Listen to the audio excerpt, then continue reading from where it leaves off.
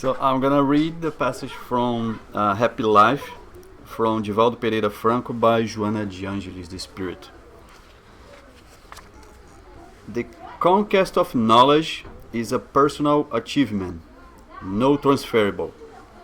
It is a treasure that is always multiplying itself when is shared, and nobody can usurp it from who possesses it.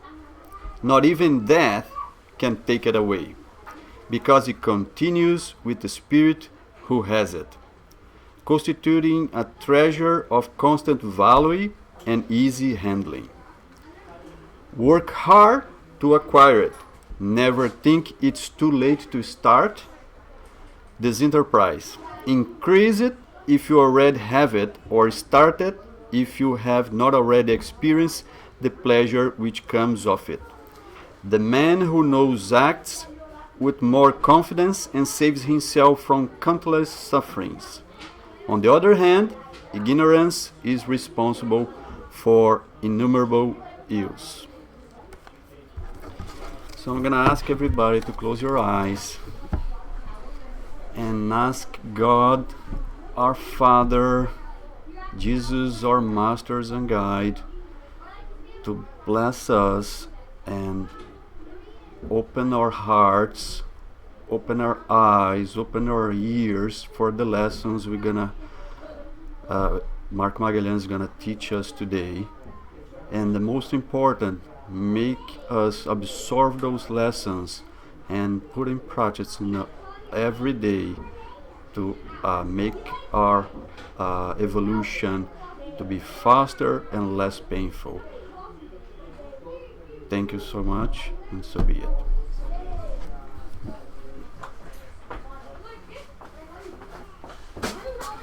All right, good morning, everyone.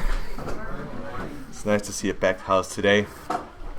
So I have this interesting task of delivering a message that everyone's going to comprehend without being disturbed by this delicious smell of feijoada outside, which I think I'll try to do that my best. And just to make things easier, the question we're going to ask today, which is what is Spiritism, is likely an easy one, but very difficult at the same time. Because it may be easy for you to feel what that is, but sometimes very hard to find words to explain it in a very didactic way. And I prepared about 245 slides for today, but I decided to cut it down to 5 because, I want you guys to survive this morning. And of course, Marcos Declay is giving me this bad look. He was like, no, Marco, don't do that again. Okay, so let's start. Hi, So what is Spiritism? So let's start with the basics, very basic. So just to understand what Spiritism, we're going to go through some questions. The first question is, I go to another church but need my pass. Is that okay? That's kind of common, right? The other one is that we're all brothers, I get it, but life in other planets, like seriously. We're going to talk about this today. Okay, if this is a Christian religion, so why do you not use the Lord's Prayer? And I hear that all the time. Lots of confusion there, see. Oh, boy, I can't be a spiritist. I'm afraid of spirits. Those are common things. And I want to bring down this to very basic stuff. Like, I'm not here to go through 20 different books that talk about Spiritism and just dump information. I want to have like a very direct discussion of things. Very basic aspects of this. So we can understand each other. So we know what we're doing here, right? So why can't the Spirit just tell us what to do then? Well, a lot of us ask this, even people that are here for a long time. And is this a cardicist center? And then we hear that all the time. So we, as we go along, we'll go back to those questions and then we'll revisit that. And, there's a little bit of fun in the questions here. Of course, there's a little bit of the twist of today, but I wanted you guys to think about this and then your inner questions. I want you guys to think about your inner questions about Spiritism, because that's a lot about what we're going to discuss today, okay? So Spiritism is actually a very new word. Like, it started not too long ago, about 150 years ago, So Spiritism, actually the word never existed before.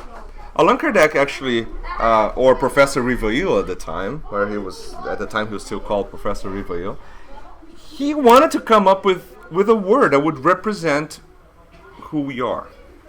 And then he thought, it's very nice, because in the Spirit's book, in the introduction, he'll go around and say, listen, what is spiritualism? So spiritualism is the opposite of materialism. So in other words, so materialism is when you literally focus your existence on material and touchable things. So this is all material, that's all I believe, that's all I understand exists in the world. Okay? So in the contrary, spiritualism believes in a world that's not material. So that's like the antagonic ideas. But spiritualists do not represent exactly what Spiritism is. And then he thought about other terms. So what about saying, we're like the new ideas, like the new church or the new Christians or something like that. Like something novel, but we're actually not novel. What we study here is the same information we've been giving through humanity for thousands and thousands of years. It's just organized in a fashion that's much easier for us to comprehend. So there's really nothing new about us. There's actually nothing new about Spiritism. And we'll go through that. So this is what he thought then. So for new ideas, new words are needed. That's quite straightforward, right? So in order to secure the clearness of language by avoiding the confusion inseparable from the employment of the same term for expressing different things. And he was talking about spirituality, in general. If you say the term spirituality, it means anything related to a world that involves spirit. So that's spirituality in general, okay?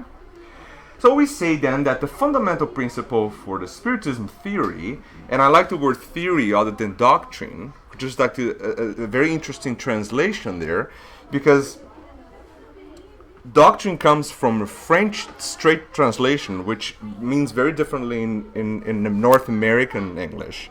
So we're not doctrinating anyone, but it was used in a way to understand like a set of ideas organized, so they call it doctrine, but it doesn't mean doctrination. So you guys understand, in North America, the translation. So the Spiritist theory, or Spiritism, so is the relation of the material world with the spirits, or the beings of the invisible world, and we designate the adherents of the Spiritist theory as Spiritists. So this is quite interesting. So Kardec started the whole thing saying, listen, we need to define this. And now I'll go back in history a little bit so you guys understand why we're discussing this to start with. So Kardec, along many other people in the early 1800s, he started to realize or get attention several effects that people would see and could not understand. So one notable, moving tables. That's how it all started. Chairs moving around, bangs in the wall, I couldn't understand. And then you name it, people are creative, like chains and things moving around, voices heard. But the most classical one were the gatherings around objects that would move. And they appeared to be somehow intelligent. So no one could understand that. And then the Fox sisters in Hydesville, New York. That was quite interesting because there were three sisters. And the couple living in a cabin in Hydesville. And they started to hear this loud, like banging noises inside the house. No one could explain. No one could understand. So, as humans, what we normally do, we are afraid of that. Because we're inherently afraid of things we don't know. That's part of how we develop ourselves and stay alive. That fear is a protective mechanism. So that's normal. That's not abnormal. So something you don't know, for example, there's a cliff and you don't know what's down there, you don't jump. That's a protective response, right? So we had that same protective response against those strange effects. So we were all afraid of it. And then we call for help. So where we normally go for help, for established churches, religions in general. So there were some very mixed understandings of that. And in the end, it was realized that people thought there was somehow of demoniac, devil, satanic thing happening that was doing that. So there was a lot of issues around that. So, but in the end, people could not really understand the fact that the youngest of the sisters was actually somehow causing and communicating with the bangs. So she would tap 3 times in the wall, and then there were like 3 taps back answering her taps. So it was like an intelligent effect. It was not something randomly, like, you know, when you have your furnace, like your furnace is not working well, and then expands the pipes, and then boom, like you hear this loud noise in your house. No, it's not that. It was like an intelligent effect. So that was North America. And then in Europe, Kardec got noticed by these 2 very bright gentlemen that came to him and say, listen, we need your help. We need to know what is this. Like the tables are moving, but they're not moving just because someone is pushing them.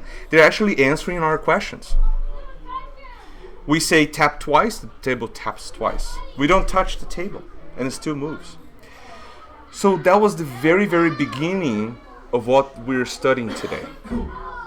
So lots and lots of physical effects. So things we can see, palpate, feel, and understand. Now you guys can go back to Jesus. Remember what happened when Jesus had to show, like, put your finger here in my body and feel what's going on? Remember that? So we're still the same, just to show you that we still need to touch and feel to believe, right?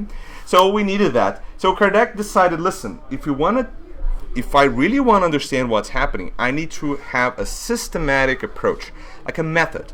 That's where science kicks in. And that's why we keep saying the word science in Spiritism.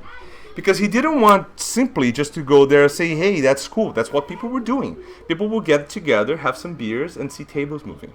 That sounds like a nice Friday night thing, right? It's just like, tables. Instead of hockey, they didn't have like the hockey, Super Bowl tonight. There's no Super Bowl. So they, why not? Allan Kardec didn't like that idea. He said, listen, we need to know what's going on. There's like an intelligent effect behind this. And that's why he said, listen, we're starting this new stream of knowledge that's somehow organized, and we need to call this Spiritism, which actually is going to understand the relationship between the material world and the spiritual world, which I don't see, but is somehow causing this effect. This is how it all started. Okay? And then he realized that, and by the way, this is one of the only examples of Allan Kardec drawings representations. That's why you see always the same picture. It kind of tells a little bit about him too. Like, he was not the type of guy that would like to show off. So likely very hard to get a picture of him or a drawing for him. So that's one of the only representations we have. And then he realized quickly that not only those effects were intelligent, but somehow he could actually learn from that too. There was like a 2-way avenue. Not only there was a message going along, but actually I could take that message and learn from it.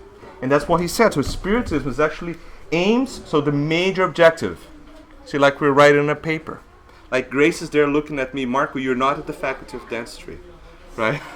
don't stop giving a lecture. Okay, so the major objective of Spiritism by Allan Kardec, and this is in the Spirit's book, question number 799, is Spiritism aim is to help humankind improve their moral and intellectual progression.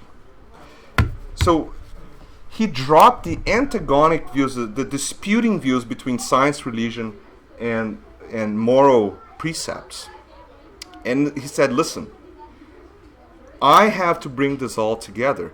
And he saw in those where everyone was looking at fun times, seeing tables moving, he saw actually something he could actually learn from. And he started studying that. So that's what he did. Now we go back to the first question. Remember the first slide I asked you, so is this a Kardecist religion, center, something? Are you Kardecist? We hear that all the time. No. Kardec, he's probably laughing. I was like, listen guys, come on, like you don't understand anything, like seriously? He put this enormous amount of work and prepared several books to leave that to us. But the idea behind is that he wanted to help us understand what was happening. He never claimed to be a messiah or anything. On the contrary, he was a professor that was helping people in his front door. He was giving free lectures to people and classes to people that needed help. He trained at Pestalozzi. And if you guys remember what Pestalozzi did, the Pestalozzi Institute, he was one of the first guys to realize that education is not about memorizing things and mass education with enormous contents of data, but rather is an intimate relationship between what we feel like in our hearts, feeling what we do, understanding what we do, and taking that and learning. It's like a learning process is a combination. It's a very deep process. So Pestalozzi knew that. So he studied with Pestalozzi. So he wanted to bring people and help them understand things. So this is the professor teaching for free, helping people, and now with this major task of understanding this new phenomena that actually no one cared about. That was the amazing thing he did. But no, we're not chariticists. We're all Christians. All of us. Him, too. We're Spiritists. That's what he described. But he doesn't want to put his figure on top of things. And we, as Spiritists, do not believe that we should bring statues of people into the Spiritist Center to hail them. We should actually do what they told us to do in order to really make them happy. For example, we're all Christians. So rather than posting images of Jesus, we actually try to do what he tells us to do. That's one of the slight differences. And we should apply the same concept to Kardec. We're not here to keep hailing the image of Kardec, but rather, or calling ourselves Kardecists, but rather doing what he kind of explained us and told us to do in his concise studies of Spiritism. Okay? All right. Another thing he wrote, which is quite remarkable, is that unshakable faith is that which can stand face to face with reason in all epochs of humanity, in all times, in other words. And why is that so profound? So we go back to 1850s or so. So we just came out of the French Revolution. We have the Industrial Revolution happen at the same time. Right? We had so many things happening in the world. And for many of us, the old idea where someone tell me to believe in something and just because, so I do have to believe. That's like someone from above comes down and say, listen, you have to believe in this set of rules. And I believe on it. That wouldn't work anymore. That was started to collapse. People wanted to reason. And that was coming from a massive effort from the spirituality to transform our thoughts. And French Revolution is a good example of that. But we have other, like the Industrial Revolution happening around slightly earlier than that. But so he comes up with that's where he was. I just want you to picture his mind. Now he's trained in methods, science, right? He understands spirituality now because he's actually seen the effects. He's a faithful man. He was raised Catholic in a very standard Catholic family. So he believes in one God. He believes in Jesus. He knows the Gospels. And now he actually wants to bring his faith to another level. The level is that, listen, if there's anything that's proven to be true by other means, and it clashes with what I believe in my religion, then it's time for me to reassess that. And that's why his faith can face reason at any time, because his faith is reasoned. I believe, because I've actually thought about this. And there's actually no other explanation. This is actually reality. Science cannot disprove my faith. I'm not saying, ban science, because science is telling you that your faith is not real. No, I'm going the other way around. I'm saying, listen, believe in science too, real science, especially because you realize quickly that your faith is never challenged by science. It's the contrary. They actually work quite well along. It's just you need to think about it. And I say this from a perspective of a scientist, because that's exactly what I am. That's what I work with. In my research lab, that's what I think. I think about method, approaches, systematic approach to questions. I challenge knowledge every day. I'm trained to do that. But my faith is never shaken by my science. Actually, quite the contrary. I feel that my faith is unshakable. And I totally understand what Kardec wanted to say about that. So this is Spiritism. Spiritism allows you to remodel your ideas, take advantage of new knowledge, and incorporate that into a systematic, organized way that no one's going to be able to challenge you, because you can think.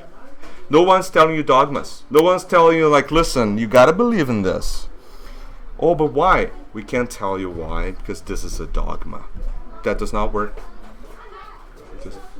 Or because I said so. Something like, it doesn't work. You have to think. And if you don't believe in something that we say here, please go ahead and disprove me. I'll be happy to discuss that with you. This is part of who we are. I have no problems discussing any topic with anyone, even if their ideas clash dramatically with mine. Because I think that's how we should evolve as humanity in general. Alright, so we come to another interesting point here. So now we're talking about Spiritism as this complex movement that started in the early 1800s, with several things happening around the world at the same time. And then along Kardec comes, with actually help of many other people, by the way. For example, he actually had at least contribution from at least 1,000 Spiritist centers at the time he was writing the Spiritist book. 38 different countries, over 200 different cities, 1,000 different study centers that study phenomena related to Spiritism at that time. So this is a movement that goes way beyond just Kardec sitting on his desk and looking at things, because now we have to combine together the spirituality, helping him side by side with his thoughts, new ideas, helping around, bringing things together, making everything work. Right? So this is a massive work from spirituality, and he took this leading role to push that forward. But then we still go back to the same question. So what is Spiritism then? Because I don't have the answer. So let's see there's more here. So that's what he writes in the introduction to the Spiritist philosophy. Spiritism is simultaneously a philosophy and a field of scientific study. As a scientific endeavor, it studies the relationship between the physical and spiritual worlds. As a philosophy, it deals with the moral implications of such relationships. More explicitly, I advance that Spiritism is a science that deals with the nature, origin, and destiny of spirits and their relation with the corporeal world. For that specific period in time, he was probably taken as a lunatic when he wrote that. It's really not admissible for you to bring in the same sentence that you're dealing with science, nature, and origin of spirits, relation with corporeal world, and some world that I don't see. That's really someone's like, that doesn't work.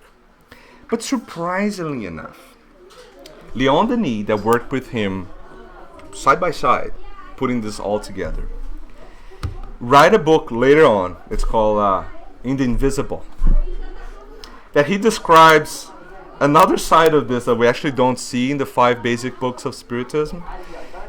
Multiple scientists at the time and societies actually picked up on this idea and actually started studying this.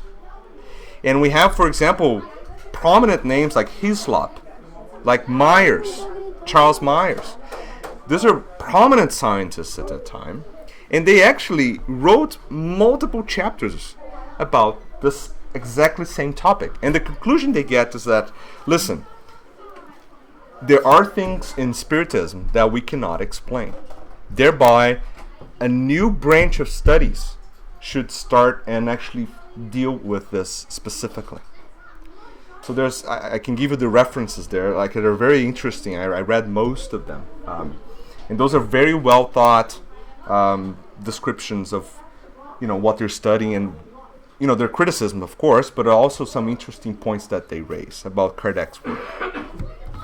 So Kardec wrote his book, the first book, Spiritist book, after multiple rounds of selecting questions, matching answers, because he didn't want to put an answer there that's like randomly one spirit said something in the spirit center somewhere in the world, and it was never backed up by anyone else, and it didn't make a lot of sense. So the work is like he was releasing the same questions, like sending a questionnaire, so this is the scientific approach, getting answered, cataloging them, cross-checking, referencing, and bringing like a summary of the most realistic ones, and actually bringing that to us. So there are 1,019 questions.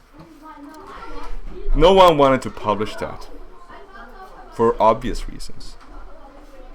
You can think about it today. Go to an editor and tell him, listen, I have 1,000 questions that were answered by spirits all over the world, and I want to publish that. Good luck. Good luck. If you actually get out of there and go home, it's actually quite good, or someone takes you to the hospital or something, But this is so challenging as an idea, and I totally understand that. So he decided to pay for his first edition of the book. He paid himself from out of pocket. He put it together, of course, and all his friends. The Parisian Society of Spiritist Studies started around the same time, so there's a bunch of people now interested in this. And it sold out. Actually, I can't remember exactly how many days, but it was like a few days after the edition was out. It actually was 1,200 books. That's what he published. They were gone in a split second. And then people, of course, started to get a little bit more attention about this. Like, they wanted to continue funding that. And here we are today with multiple editions of the Spirit's book for all us to read and understand. So it is a real complex combination of several things: religion, science, philosophy. We're going to go through each one of them in detail now. So religion. So there are several explanations of the terminology, etymology of the word religion. The one I appreciate the most, and is actually one of the most accepted, is that religion starts from the religare. So it means like tie again or connect again. That's the etymology origin of the word. There are other explanations, though, which I don't have time to go through, which is going to take quite a while. But if you believe that religion is like a reconnecting act, that you're actually reconnecting with something that's above you or beyond your existence. So most religions will accept that they're actually connecting to God. And that it's actually quite plausible and makes a lot of sense. But now I have to step back a little bit. So we're reconnecting, but what are we reconnecting to? And you see why Spiritism is actually transforming a lot of that history. Very early on, when I was with Marco Ziclay and Carlos and Marco, we're around fire at about 25,000 years ago, and we're reincarnating for the first time here. And we're looking at that with that glowing, beautiful fire that started from a lightning strike in a tree. So you see that tree is on fire. I have no idea what that is, but I'm super excited. Marco Ziclay keep telling me, Marco, be careful, don't get close to that thing. And I listen. I think this is. I can't understand this. I'm afraid of it. This is not coming from anywhere around here. So thereby, that is God. That is something. That is something so phenomenal that I created this cult to that interesting phenomenon. So that's how we early started to thinking about something supernatural, something that was not natural to our understanding. So in the very early steps, anything will be supernatural to us. Go figure, if I was driving a car at that time, people would probably stone me to death. It's like get out of here, you're like a demon or something, So we continue evolving through that aspect. And then we controlled fire. Ziclay he helped me, and we were able actually to get a piece of that wood and realize that it would burn us, but actually could put things on fire. So it wasn't really God anymore, because I was actually controlling God. It doesn't make any sense. But now, hey, I look at the sun. That I can't touch. Marco told me, maybe we can create a computational equation. No, it didn't work. So that's God. And for thousands of years, we cultivated the idea that celestial things were God. So our religion would be reconnecting to something that, is like physical. But then, a lot of smart people incarnated, and they realized that God, couldn't be sun, because sun was a star, and we were rotating around the sun. We got that. So, okay, dump that idea. So God is like a grandpa. So Neptune, that was one of the very strongest depiction of God, is like something that looks like Neptune, but just drop the fork and stuff. But like, think about the figure, like the white beard kind of old guy, like ancient looking, very knowledgeable. But again, like, I brought that from the stars into something that looks like me. That's like the evolution of what religion is. But now, when we started to get closer to where we are now, and by this time, like, me and Carlos have incarnated, like, I don't know, 100,000 times. We were still struggling. And but we learned something, right? And we're just like, listen, this can't be right, because if it's like granddad is wrong too. Like, God can't be wrong. So thereby that axiom like falls apart. So God is something that I don't know what it is. That was like an intimate clash of like who we are. Because religions, when they started to realize that they couldn't explain really God, like, their faith was shaken. Remember we talked about faith, like unshakable faith. Then Spiritism comes through the help of many spirits and explain to us in very simple terms that, first of all, we should not ask who's God. Because if we say God is who, so it's a person, it's an entity, so an entity has to be created. So if he had to be created, so God is not unique. He's not the source of all things. And then it got so complicated, and then Spiritism tells us, listen, we actually cannot tell you what is God. But we know things about him that you'll for sure take on, and that's for real. He's a supreme intelligence. Perfect. So if God is perfect, then he didn't create. So listen, this is philosophy, religion together now. So if God is perfect, thereby he did not create hatred. He didn't create it. So who created it?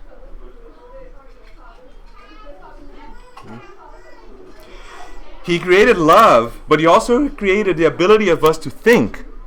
Thereby, we created a lot of bad stuff. So we are co-creators.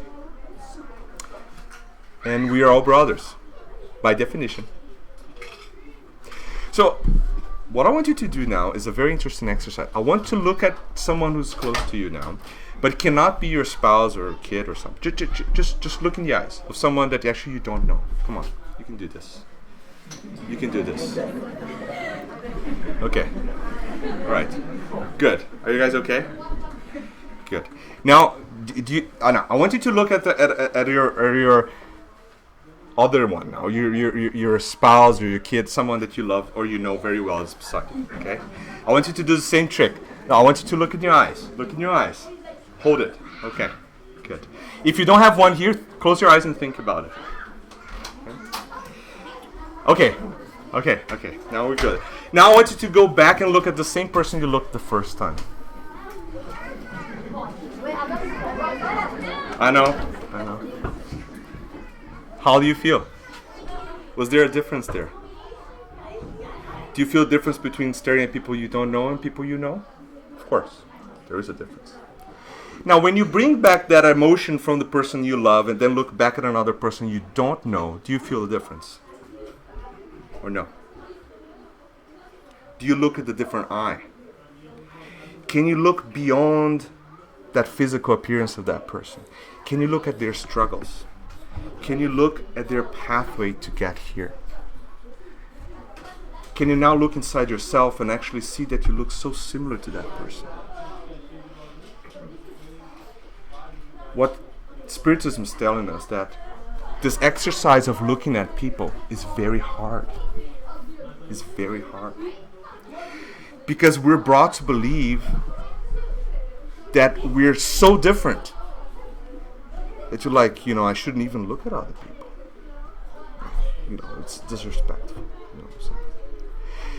But in the end, we're reconnecting religion. We have to look at other person beyond that physical appearance that they're incarnated right now, and start to look back at the one that's actually looking at all of us above. And listen, we are all brothers. We are. We took very different paths to get here today. Hugely different. But we're all going to be perfect one day. And the day you can look at that person that you don't know, similar to the way you look at the person you love, you get closer to understand what God wants you to understand. The day that you can feel the same maternal love for everyone, you get closer to understanding what Jesus' love is. We don't know. We don't know. And when you think like, listen, we gotta love, and that's we talk about this almost all religions, and that's like because the information is coming from the same source, so we know all that, right? You have to love one another. But the love we're really dealing with here is a type of love that we're still very far away from comprehending. And if you think about the maternal love, that's like a step above. So that's like closer to understanding what Jesus' love is.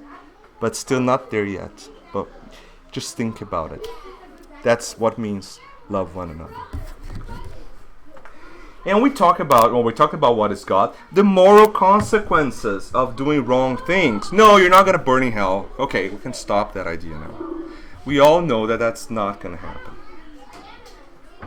Right? But why do we think that? Remember when me and the clay were staring at the fire?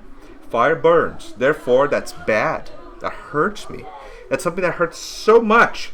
That definition, if only the only things I know are material things, my punishment will be a material one. Isn't that correct? So that's what we were brought to believe.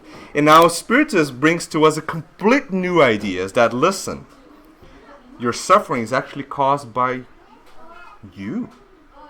Actually, I take responsibility for all my wrongdoings.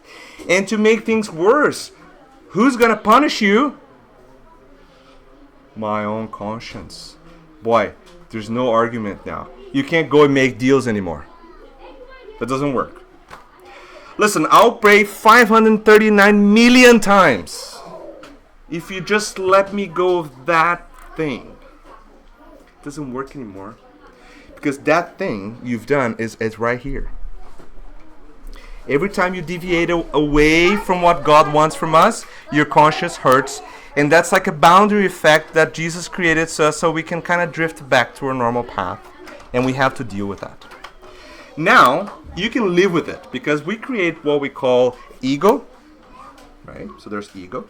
There's just this layer of wrong things we do. And then we create this little mask, imagine like a plant, this little crust around it that protects us from who we are. So we live a happy life. Yay, I live a happy life. I've done so many bad things in the past, but I don't remember it. It wasn't me, no.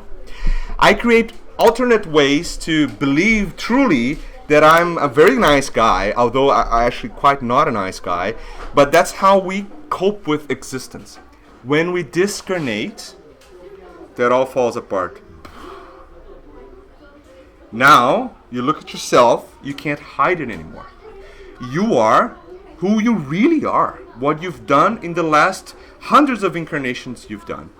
The wrong things, the good things, the bad things, everything's there. And for everyone to see. So I can look at Marcus de Clay and actually realize that he actually, he broke the computer here and he didn't tell anyone. I don't know that now, but I will know when we discarnate, right, Marcus? Okay.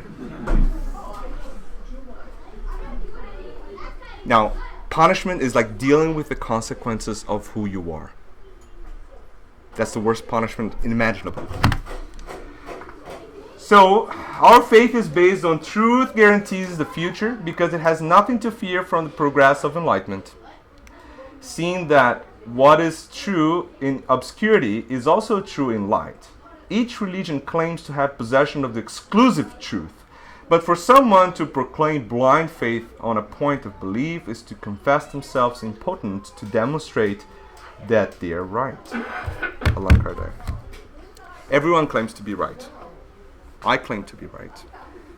You know, who claims to be right? Grace actually claims to be right. Actually is almost always right. No? But listen, the problem is that in Spiritism, we think, of course, we're learning from a lot of different sources and we're able to reason our faith.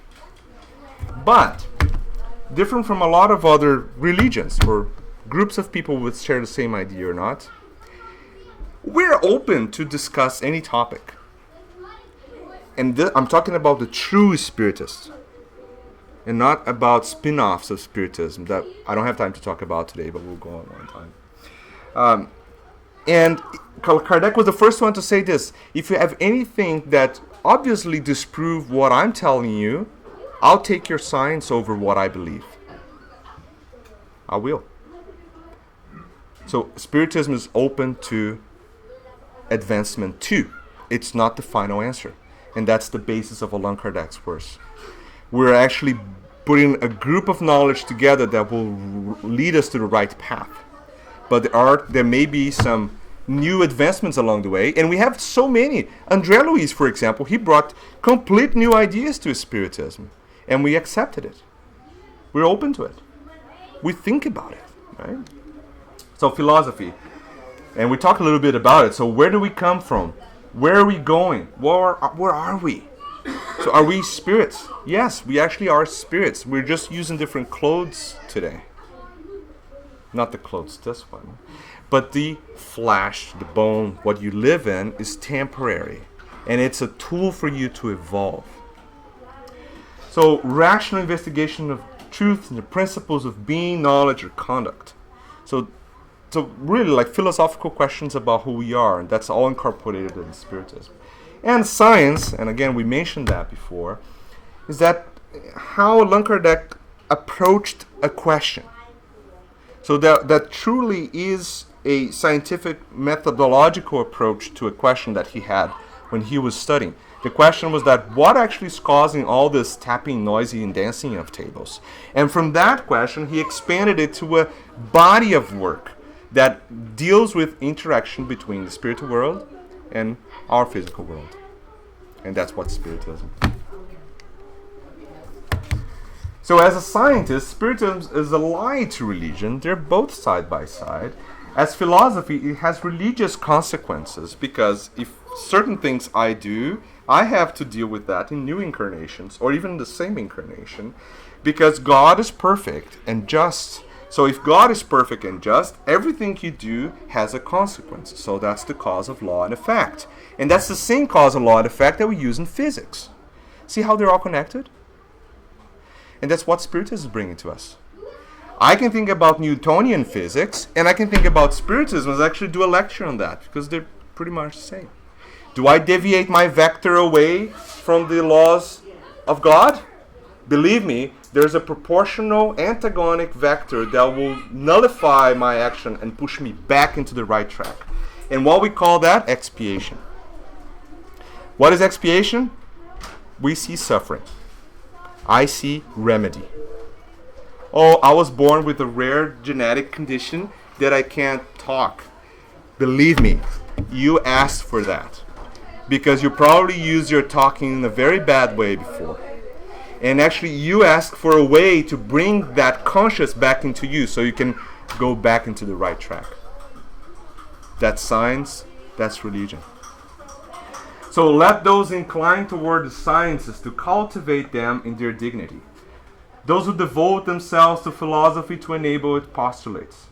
And those who consecrate themselves to religion to turn divine into aspirations. Yet, above all, it is necessary that the basis of Spiritism remain in everyone and everything so that we do not lose the balance at the base over which the organization is raised. That's Bezerra de Menezes. And what he's telling you, if you're here, we're studying Spiritism, and you have these religious aspirations of bringing the moral aspects of Spiritism to light, beautiful, let's do it. If you want to talk about philosophy, the postulates of who we are, what is God, beautiful, we can discuss it.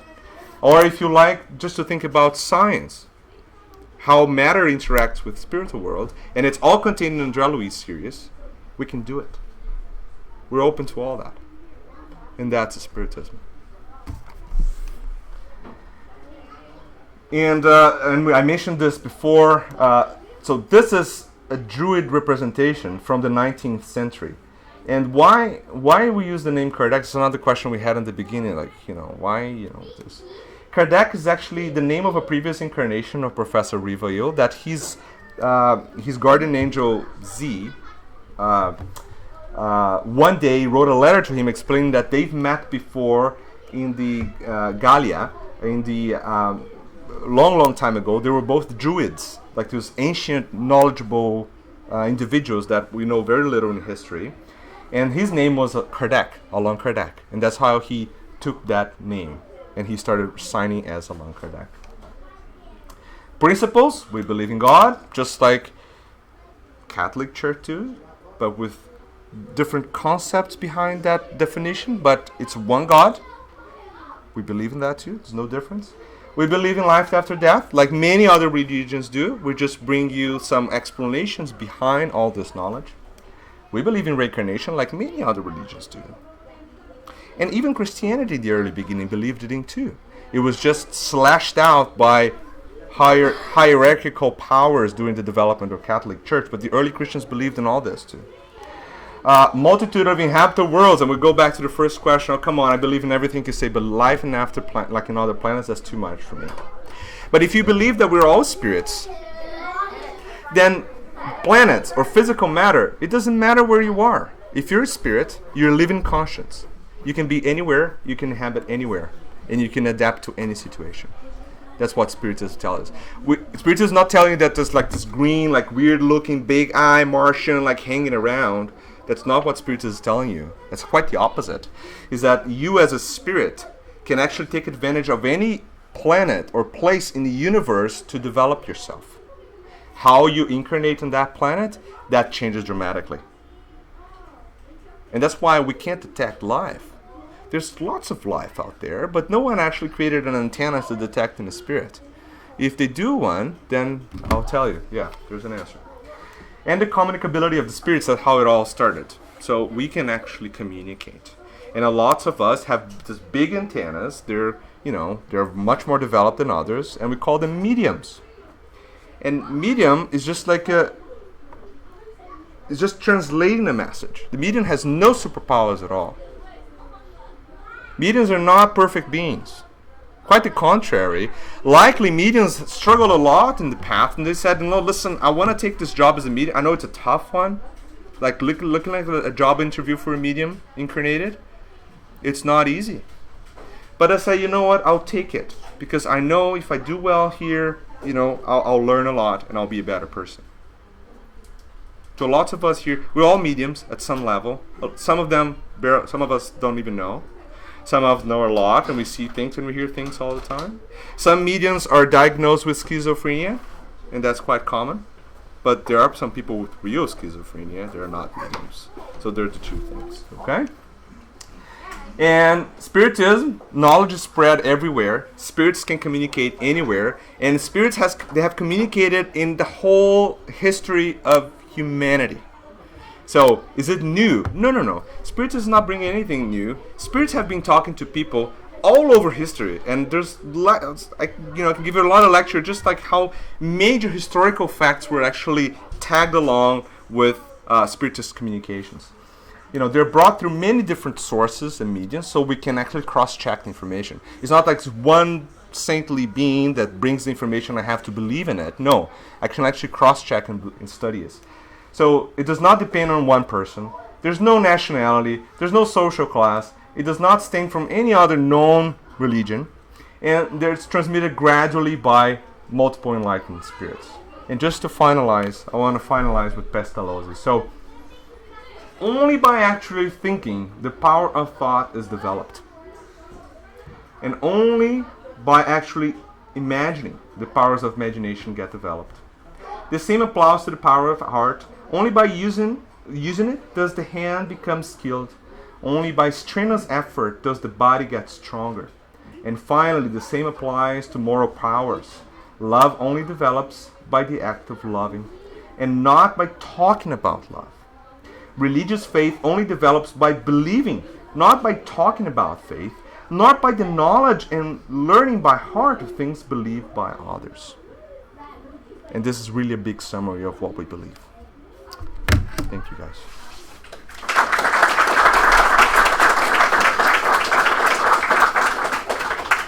Thank you very much, Marco. We do have a few minutes for question and answers. Has anyone has any questions? Yes. More of a comment rather Yeah. than a question. When you mentioned Spiritist, Yes. I understood your point Yeah. that we donate on that the same thing, Yeah. we don't pay homage to him as the same. Yeah. However, all religions are spiritual Yeah. to begin with, because if you don't believe in life after death, Yes. what's the problem? Exactly. You need to go to church, Yeah. right? Yeah. But it's a good differentiator to say knowledge you abide by or you believe. Agree. I completely agree with you. And what I normally answer to that question, because I get all the time, I get questions, and what I say is that, listen, I'm a Spiritist, and I do believe in the works of Kardec. So I do read and I do follow the works of Kardec, but I try to avoid the label Kardecist. It's just that the label is getting imprinted more and more often into people's mind, and the more we fix on labels, the more it's harder to get rid of them later on, right? So I do the same thing you do. It's listen, I do believe in Kardec, I do read Kardec, and I do follow Kardec's ideas, but I just avoid the word Spiritist, just because I believe it's carrying a lot of not too much here in North America, but in South America particularly, because of the variations of spiritual religions out there. So that became a label to identify who we are. And again, I'm not going against that. I think people can use any ideas they want. I'm just saying that from a historical perspective of what we study, we should avoid labeling ourselves and actually just kind of explain it. Yeah. Instead of saying your card is just act as one. Exactly. That's what I truly believe. Yeah, exactly. Yeah. Good question. Any questions on the internet, Carlos? Anyone? Okay. All right. Yes. I really like this last quote. So if you go back in the past and if you go back to the time where we read some books like Paul and Stephen, times where Jesus lived, a lot of the Christian faith was practiced by helping others, right? Yes. So the Christians, they helped others, they give their lives to help others. Yes. Currently, as might be as spirits, we spend a lot of time studying and not that much of time, I mean, in the same sense, in the same comparison, helping others, such as going there in the street to do things and dedicating our lives to that. So from your point of view, how do you balance that, such as we are currently developing ourselves studying, but we don't get too much into just learning and reading, and we are actually able to practice love to make our heart bigger and therefore to evolve? That's a phenomenal question, and I'll tell you why. Because help comes in different forms depending on where we are, who we're dealing with, and what we can do to people. If you go down to, let's say, if you go to a very poor country, and I won't put a name because I don't want to label countries, but if you go to a very poor country, sometimes what they need is water. They're in the physical state of need that if I tell you, listen, talk to me, I'll help you. It's listen, I don't want to talk to you, I need to drink water. So how you help them? You deliver them what they need. And of course, at the same time, you can pray, you work together, you can build a relationship. If you go to a country that's much more developed than that, now everyone has water. Most people can eat. You have people now that need you to hold their hands.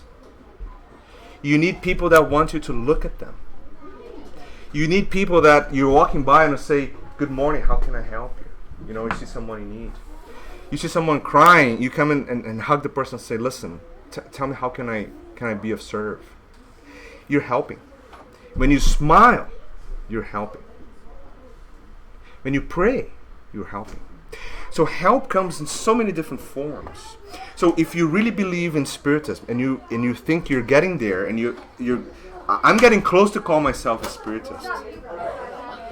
And of course I am a Spiritist in definition, but you know, when I say that, it's like I'm getting close to really do what I believe in. That's the difference. But I think I can help anyone at any time. It doesn't need, if I see someone that needs physical assistance, I do physical assistance. If I need someone who needs a smile, I'll give a smile. A prayer, I need a prayer. So the way you help changes dramatically. Mm-hmm. Just by being a better person, you actually are helping so many people that you can't really attest, you can't see it. You see it when you discarnate and you meet everyone together, and then you look at the difference you made around you. So I think as a Spiritist, we need to help everyone. I agree with you all the time. We need to know what we're doing. That comes to science. They have to go side by side. And at some point, you realize that charity goes way beyond giving material things to people. Way beyond. And up to a point that I'll say very soon in humanity, people are going to need more people to talk to than soup. And that's quite true here. Right? So if you go around the streets and see how many of people here are using antidepressants and, you know, going through some very, very hard times psychologically, and sometimes what they really need is just someone to be there for them because they don't feel loved. That's where we help. And to wrap up, just remind ourselves of what we have as an instruction from the spirits on the gospel according to Spiritism, right? They say, Spiritists, love one another. That's the first commandment. The second, instruct yourselves, educate yourselves, right? So you gotta obviously love and instruct, because to do charity, we need to know why we do it. Yeah. But we can have all the reasons and understand everything, but if we do it in an empty way, and that's why Marco spent most of the time from the three aspects of Spiritism, science, philosophy, and religion. You all realize he spent quite a bit of time on the religion, the moral aspect, because that's the climax. That's the outcome to make us someone better. Because the science will give our earthly minds the understanding and the proof of everything else that is coming from Spiritism. The philosophy will help us to understand and questions and derive that thinking. But if we stop all there, it's empty. The religious aspect or the moral aspect is the cream, right? It's the top, the climax, and that's why we need to transform ourselves and make ourselves better. Brother, thank you. Thank you. Thank you very much. We are now, I would like to thank everyone who watched us through the internet. We are now going to the second and final part of our meeting. Before the lunch, we are going to have the mediums prepared for the passes. And for those who are coming for the first time, the pass is an energy transfusion. It's an energy transfusion that can help us contribute to rebalance our spiritual and physical energy. There's no touch, it's just a hand. We impose our hands and we do a prayer together. And I would like just to remind everyone that once we receive our passes, let's practice charity and let's remain centered and praying for those who are sitting beside us or praying for our loved ones who are not here with us. So thank you very much. And I will just give some instructions here for the kids as well. Are they going to be there? No.